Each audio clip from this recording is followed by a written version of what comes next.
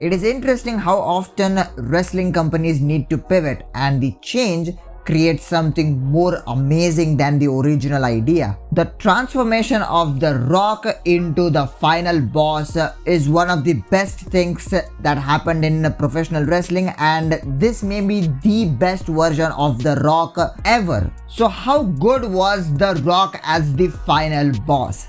Let's find out. To know how good was The Rock as the final boss, we need to go back to the build up to Royal Rumble 2024.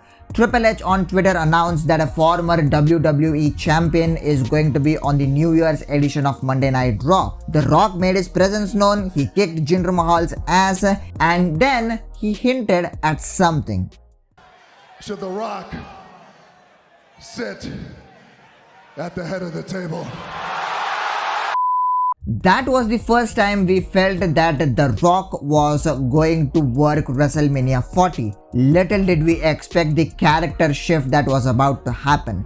A few weeks later, Cody Rhodes won the Royal Rumble and he pointed at Roman Reigns, signaling that he is going to face him. He made his choice then and there. But then, backstage politics and his promos meant that he was trapped in deciding who to face. The plan for WrestleMania was literally changing on a daily basis. On one hand, there was Seth Rollins, who was a fighting World Heavyweight Champion, and then there was Roman Reigns, whom he almost beat at WrestleMania 39 for the undisputed WWE title. So he was trapped. But on a SmackDown Live episode, Cody Rhodes made his choice, and he said that he is not facing Roman Reigns this year at WrestleMania 40. This shocked everyone. One of the individuals I talked to, he knows you very well. Cody Rhodes literally conceded the match to The Rock. That was when The Rock made his appearance and The Rock versus Roman Reigns was set in motion. The fans didn't like this, but this was WWE's plan all along. Roman Reigns versus The Rock was the plan despite Cody Rhodes winning the Royal Rumble. At the time of this epic face-off, fans did chant "This is awesome," but the fans were very pissed off. They didn't like the fact that The Rock slotted himself into the spotlight and Cody Rhodes being robbed of his opportunity to finish the story. Sure, The Rock versus Roman Reigns down the line could have been a better idea, or The Rock winning the Royal Rumble could have been a better idea, but robbing Cody Rhodes of his opportunity, that didn't sit well with the fans. The Rock ruined WrestleMania. This made WWE to pivot. At the WrestleMania 40 kickoff press conference, The Rock came in all black attire, took us on a history lesson, made the signature handshake of the bloodline when they agree on a match, and announced that he is facing Roman Reigns at WrestleMania. The fans booed the heck out of this.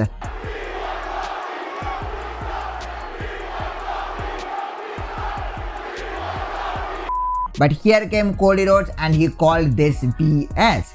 He officially chose Roman Reigns and he disrespected his family. That led to The Rock slapping him, and that kickstarted one of the greatest heel runs this modern era has ever witnessed.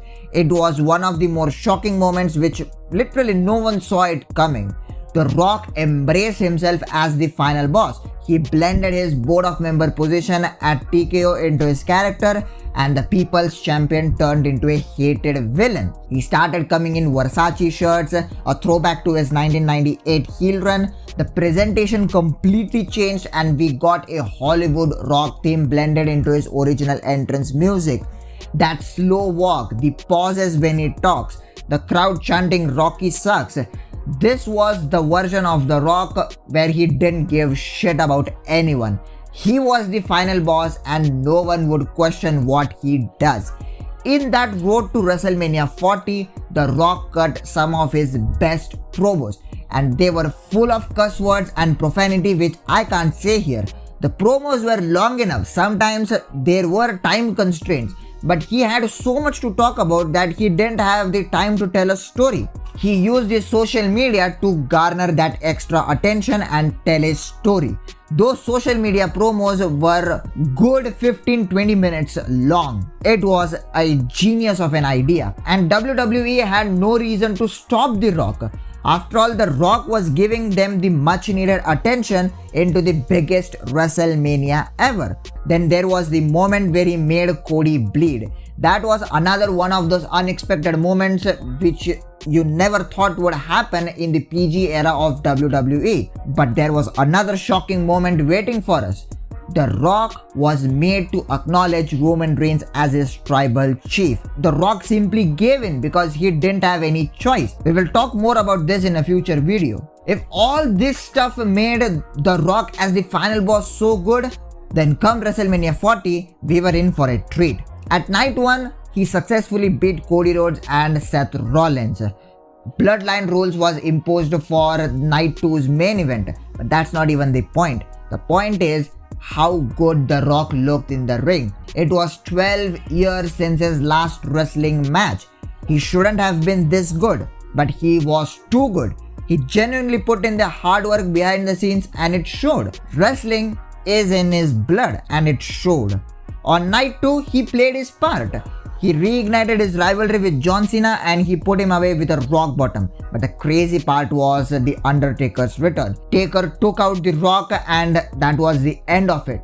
The impact The Rock provided in this entire feud was just so great. From his storytelling to his character arc to his promos to his trash talking to his use of the social media during the feud and finally his wrestling in the ring. Everything clicked and we are not done yet. The Rock has teased a match against Cody Rhodes down the road at some point. The fans absolutely loved this version of The Rock and they feel it's his best, and in my opinion it is right up there. He saved WrestleMania, he ruined. And to know how The Rock saved WrestleMania, check this video out.